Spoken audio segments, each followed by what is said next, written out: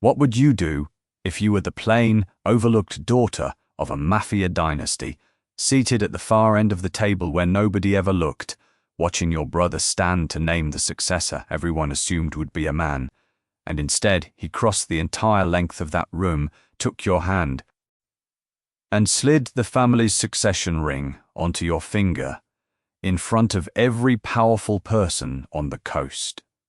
Nobody breathed.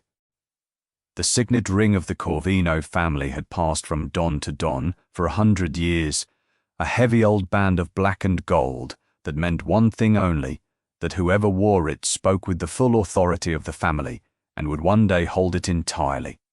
It had never once been worn by a woman, and Massimo Corvino, the most feared man on that coast, had just put it on the hand of the sister every single person in that room had spent their whole lives looking straight past. This is a story of hidden worth, of a woman raised to believe she was the unimportant one, and of the ruthless brother who knew exactly what she was and made the whole world see it in a single unhurried gesture. Livia Corvino had spent 30 years being the one nobody mentioned. He was soft and generously curved, with a quiet, watchful face and a low voice she had trained never to interrupt with, and she had grown up in a house where her worth had been measured, out loud and often, against a standard she could never meet. Her mother had spoken of her body the way other people speak of bad weather. Her aunts had told her kindly that she should be useful, since she would never be decorative. The family's men spoke freely in front of her the way they spoke in front of the furniture, and she had grown up in the corners of rooms where the most dangerous business on the coast was conducted, invisible and listening to every word. What none of them ever bothered to understand was what Livia actually was, sitting quietly in those corners for 30 years, because Livia Corvino held the whole web in her head.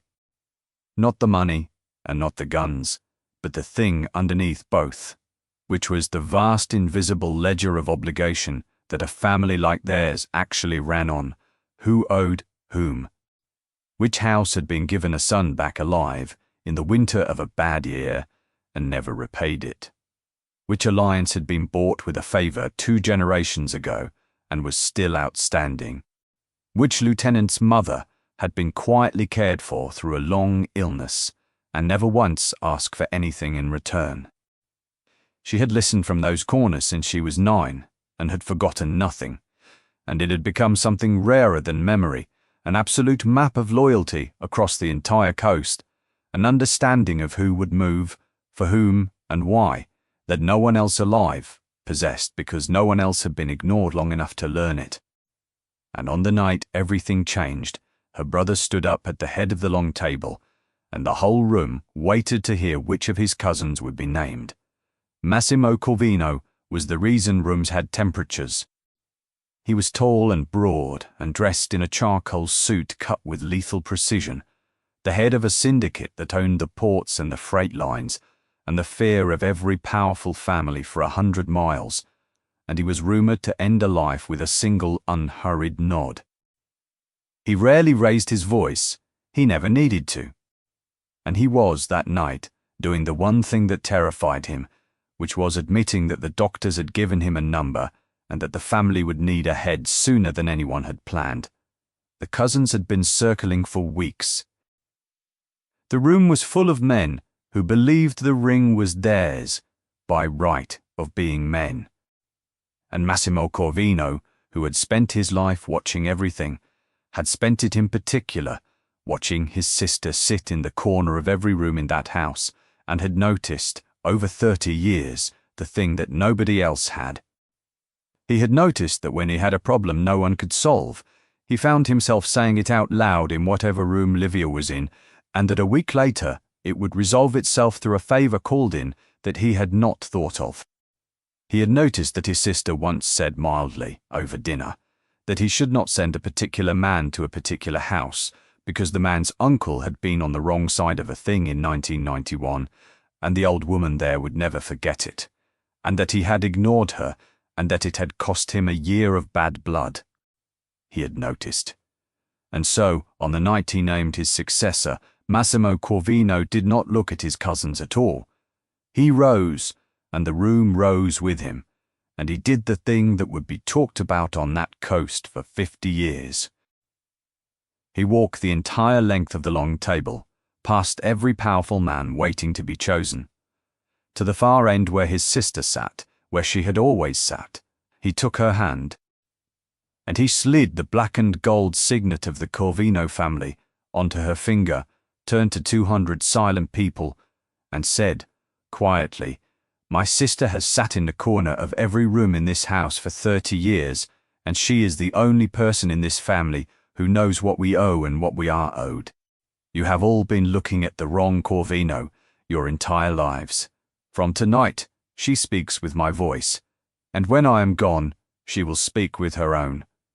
The silence was absolute.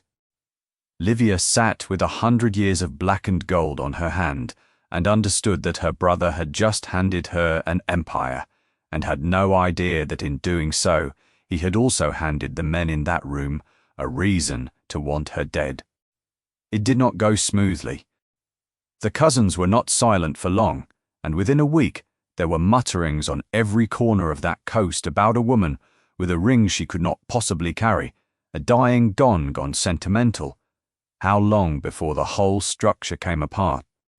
And Livia, who had spent 30 years being taught to make herself small, walked into rooms full of dangerous men who did not want her there, with a ring on her hand and no idea how to fill it.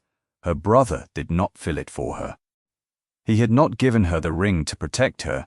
He had given it because he believed she could carry it, and he refused, with a hardness that felt cruel until she understood it, to do the carrying for her. "Speak," he told her. "They will not stop talking over you until you stop waiting for them to finish." And so Livia Corvino began to speak, the only way she knew how, with the ledger in her head. When a rival house made a demand to sit down, she did not threaten. She observed mildly that their second family had been given safe passage through Corvino territory during a bad season 11 years ago, and had never settled that account and watched a room recalculate. When one of her own capos refused to move on her word, she asked after his mother by name and reminded him who had paid for the care that kept the old woman alive 6 years, and the man went white and did as he was told. She did not raise her voice. She never had to. And the men who had laughed about a woman with a ring began one by one to stop laughing, because it turned out that the sister in the corner knew exactly where every one of them was standing and precisely what it had cost to put them there.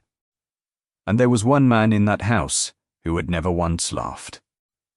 Sergio had been a Corvino soldier since 17, had risen to be Massimo's most trusted enforcer, and was quiet and enormous and courteous in a way that unnerved people who expected otherwise. He had also, for 11 years, been hopelessly in love with a woman he assumed was beyond him, not because she was the Don's sister, but because he had watched the way she made herself small and never wanted to be one more person taking up her space.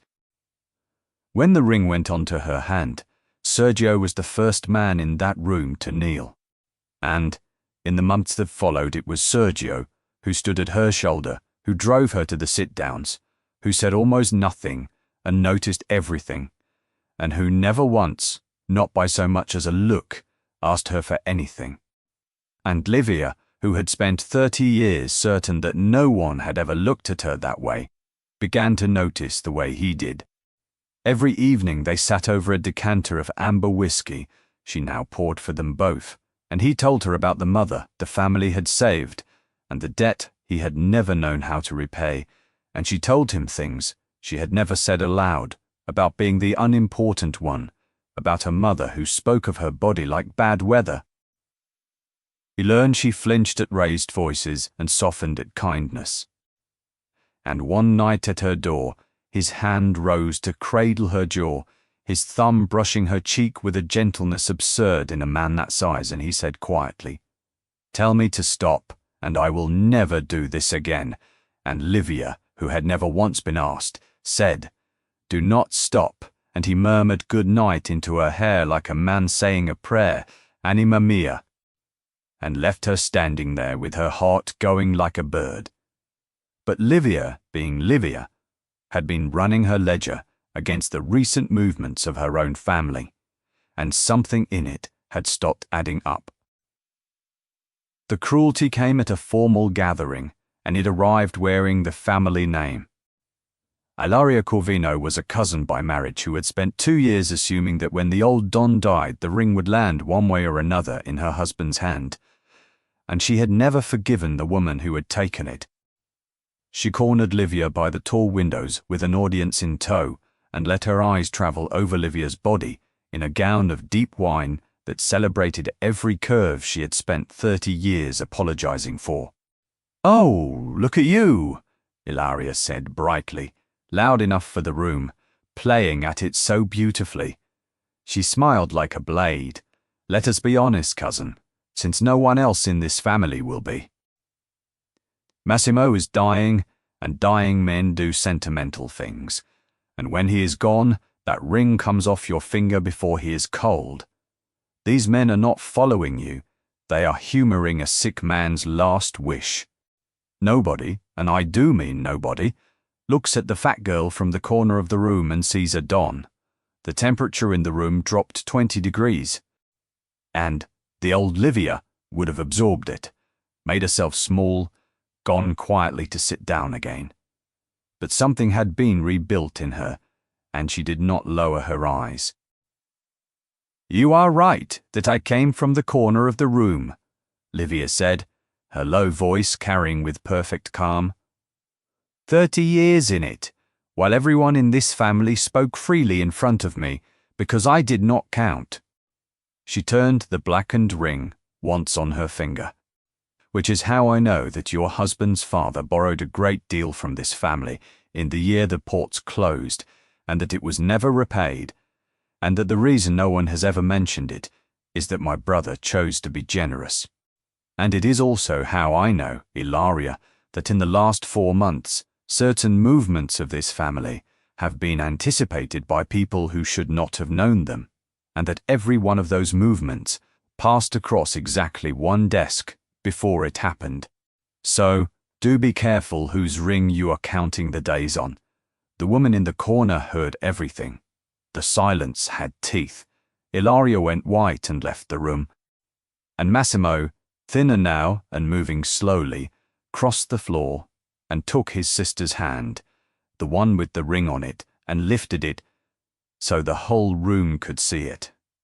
"My voice," he said to all of them, "until I am gone and after." But past Ilaria's shoulder, a man who had served the Corvino family for 26 years had gone very still, because everything Livia had just described had passed across his desk and no one else's. The man was Pasquale, the family's consigliere, and he had been arranging the end of the Corvinos for 2 years. He had made his calculation coldly. Massimo was dying, the succession would be contested, and a rival house had offered him everything if he could deliver the family in the chaos of the transition. He had planned for a war between cousins, and to be the calm hand everyone turned to while the house tore itself apart. And then Massimo had walked the length of a table and put the ring on the one person in that family who could not be fooled about who owed what, and Pasquale's entire strategy died in that instant, because a war between cousins requires cousins who will fight. And Livia had spent 4 months quietly reminding every one of them exactly what they owed and to whom. She was welding the family shut. And worse, far worse, she was the only person alive whose ledger could show that the family's recent losses were not bad luck at all, but a pattern, and that every leaked movement had crossed one desk. Pasquale smiled, thin and cold, and began, very quietly, to plan. It was the last mistake he would ever make as a free man. Livia brought it to her brother that night, and she brought it the way she brought everything, completely, and with the certainty of a woman who did not guess about obligations, but knew them. She had gone back through 4 months in the ledger of her head, and it did not lie. 6 times a Corvino movement had been anticipated by the rival house. 6 times the details had passed across Pasquale's desk before they went anywhere else. And when she had checked the other direction, the direction no one thinks to check, she had found the thing that made it certain, because a family like theirs runs on favors, and favors leave marks. A man in the rival house whose gambling debts had been quietly settled last spring, a shipping agent whose son had been found a job, 6 small generosities across 2 years to people positioned exactly where a traitor would need friends, every one of them arranged in the family's own records by the same hand.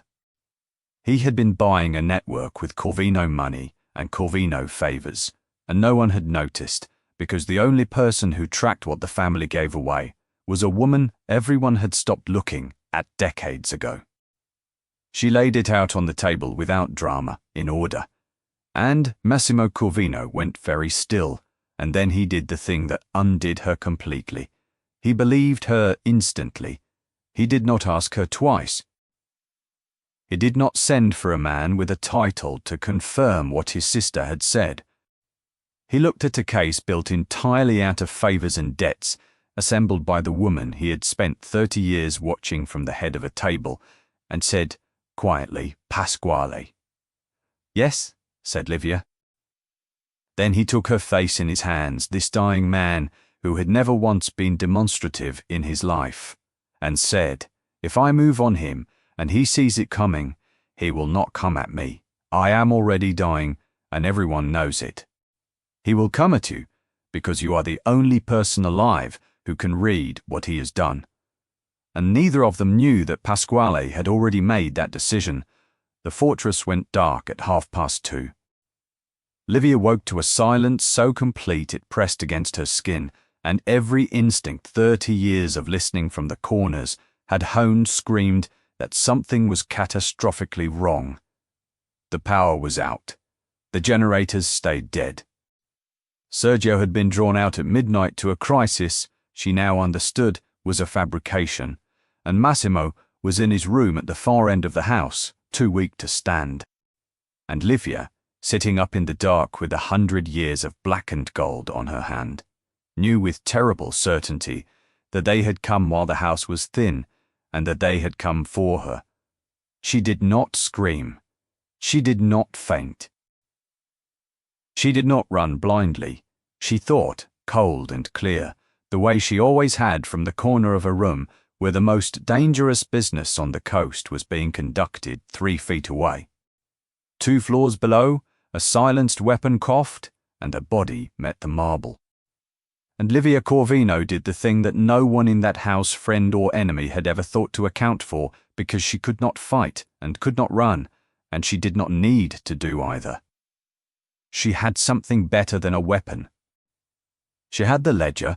She went first to her brother and got him into the old strong room behind the library, that their grandfather had built, and no floor plan recorded, and put the heavy door between him and the dark. Then she went to the study where a hard-wired line ran on its own circuit, and she did not call for help in any way the men in that house would have recognized. She made 4 calls. She called a man across the water, whose brother had been given back alive in a bad winter 20 years ago. She called an old woman in the hills, whose family had been fed through a season that killed other families, who had said once that the debt would be honored whenever it was named. She called a house that had been given safe passage 11 years ago and never settled. And she called the mother of a man in Pasquale's own crew, a woman whose medical care the Corvinos had quietly paid for 6 years running, and said in her low, steady voice, I am calling it in tonight, and I need your son to know who paid for you. Then she hung up, and she went into the dark to buy time, because every one of those debts was already moving toward her gate. And she heard, in the corridor, the unhurried footsteps of Pasquale, who had not sent his men to look for her, who had come himself. Livia, he said pleasantly, into the dark, clever girl. He was moving carefully. Do you know, in 26 years I never once considered you. Not with malice, simply as arithmetic. You held nothing. You commanded no one. You sat in the corner and were kind to people, and it never occurred to me that kindness was a currency, or that anyone was keeping the accounts. And then your brother put that ring on your hand, and I watched 4 months of my work come apart, because a woman with a ledger reminded every cousin in this family what they owed each other. But you have made one mistake tonight. The house is thin, your enforcer is gone, your brother cannot stand, and you have never held anything in your life but a grudge. And Livia Corvino, standing in the dark, with 100 years of black and gold on her hand, did the one thing he never expected, because she had never once been the harmless thing he took her for. You have made the mistake, Pasquale, she said. Silence. You are right that I do not command anyone, she said. I have never given an order in my life that a man had to obey. Here is what I have instead. I have every debt this family has ever been owed, held in my head since I was 9 years old, and 40 minutes ago I began calling them in. There are 4 houses moving toward this gate tonight who owe the Corvinos more than they can ever repay, and not one is coming because I command it. They are coming because my family kept its word to them when it cost us something for 100 years, and because I am the only person left who remembered to ask. She let it settle in the dark. And one of the calls I made was to the mother of a man standing behind you right now. You spent 2 years buying a network with my family's money and my family's favors, and never understood the difference. Money buys a man until someone outbids you. A favor buys him for life. Behind Pasquale, in the dark, a man who had been standing with a weapon in his hand for the last 30 seconds said, very quietly, "She paid for my mother for 6 years, Pasquale, and did not move when he was told to." And in that terrible pause, the front gates below exploded inward with the tortured shriek of an engine pushed past its limits, and then another and another, as 4 houses that owed the Corvinos 100 years of debt came up that drive at once. Sergio had come home at the head of them. Time seemed to fracture. Gunfire erupted below, brief and brutal and absolute, and Pasquale spun toward the sound, and Livia, who had spent 30 years learning every corner of that house from the inside of its silences, was already gone through the servant's door behind the tapestry, and had the bolt thrown before he understood she had moved. And then the corridor beyond flooded with light, and Sergio filled it, enormous and soaked in rain, his eyes wild and searching, and the trap Pasquale had spent 2 years building snapped shut around him instead, seized by his own man and 4 houses worth of soldiers. Sergio had him against the wall by the throat before anyone could speak. 26 years, he said. Then he turned his head, and the murderous cold in his eyes dissolved into raw, naked fear, and he released Pasquale to the others and crossed to Livia in 2 strides. His enormous hands moved frantically over her arms, her face, her shoulders, checking for blood, for wounds, for any harm to what he had never once dared to call his. "Are you hurt?" he demanded, his voice cracking. "Did he touch you? Look at me. Breathe. Tell me." "I'm all right," Livia said, steady even now, though her fingers curled into his soaked coat. "Massimo is in the old strong room, and I did not fight anyone, Sergio. I made 4 phone calls." And Sergio let out a broken, disbelieving laugh into her hair, and then he framed her face in his shaking hands and looked at her the way no one in her whole overlooked life had ever looked at her. "You are magnificent," he breathed. "He bought half this coast with money, and you took it back with 100 years of keeping your word." And then his voice cracked open entirely. 11 years I have loved you from 3 feet behind your shoulder," he said hoarsely, "and never spoke because you had been made small by everyone in your life, and I would not be one more man taking up your room. And tonight you called down 4 families with your own voice. He pressed his forehead to hers. I am done being quiet, anima mia. Pasquale, the man who had smiled at the Corvino family for 26 years while selling it, learned the price of underestimating her before the week was out. Massimo did not act in blind rage, and in truth it was not Massimo who acted at all. He sat in a chair at the head of the long table, and his sister ran it.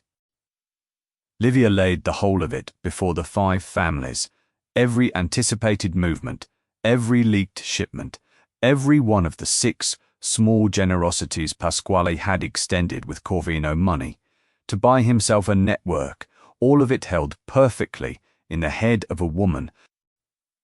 And when the families had seen the evidence, and the rival house that bought him was exposed with him, Livia did not counsel death. You do not need to make him a martyr, she said quietly. You need to make him nothing. So they did it her way. They stripped Pasquale of every asset, and then she did the thing that ended him, which was to publish the ledger, laying before every family on that coast the precise accounting of what he had taken and what he had spent it on, so that every man he had bought understood exactly how cheaply he had been bought, and every house he had courted knew he had done it with stolen favors. He was cast out, alive, bankrupt, and comprehensively known, a man who could not enter a room on that coast without every person in it holding an itemized list of his worth, a fate, the old men agreed, was far crueler than any quick and merciful bullet. And Ilaria, who had said that nobody looks at the fat girl from the corner and sees a don, found her family's ancient unpaid debt called in, at last, in full, publicly and without malice, and spent the years afterward, at the far end of every table, Livia now sat at the head of. Massimo Corvino lived another 19 months, longer than any doctor had promised, and spent them watching his sister run his family better than he ever had, and when he died it was in his own bed, with her hand in his, and the ring did not come off her finger, and not one man on that coast suggested it should. Months later, on a bright morning washed gold with new sun, Livia Corvino stood on the terrace of the house she now held entirely, the black and gold, heavy and familiar on her hand, and she did not sit in the corner of any room anymore. She wore rich colors, tailored to celebrate every curve she had spent 30 years apologizing for, and she took up exactly as much room as she pleased. Sergio came out and stopped, simply to watch her, the way he had watched her for 11 silent years. "You're staring," she said, a smile in her voice. "I will never stop," he said, crossing to her and taking her hands, the ring between their palms. "Do you know what your brother understood? That night at the table," he said quietly. Every man in that room had spent his life counting what he could take, and there was one person in this family who had spent hers counting what we owed. He lifted her hand and pressed his lips to the blackened gold. "They called you the unimportant one, anima mia. They put you in the corner because they could not see you, and you sat there and learned every debt on this coast, and when the house came down, you did not need an army. You called 4 families by name, and they came."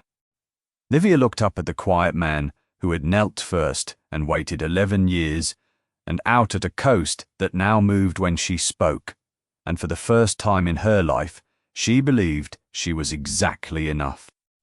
She had spent 30 years being told she was the one who did not count, measured against a standard she was never meant to meet, spoken past in every room she had sat in, and she had proven every last cruelty wrong, because the thing the world refused to notice, the patient, invisible keeping of every promise and every debt, had turned out to be the only thing holding an empire together. Her brother had put the ring on his own sister's hand. Every person in that room had been speechless, and every one of them had been certain it was the sentimental mistake of a dying man. They had all been looking at the wrong Corvino their entire lives. If Livia's story of hidden worth, quiet strength, and hard-won authority moved you, if your breath caught when the dying Don walked the length of that table and put the ring on the sister everyone had overlooked, then do us a small favor before you go. Smash that like button right now.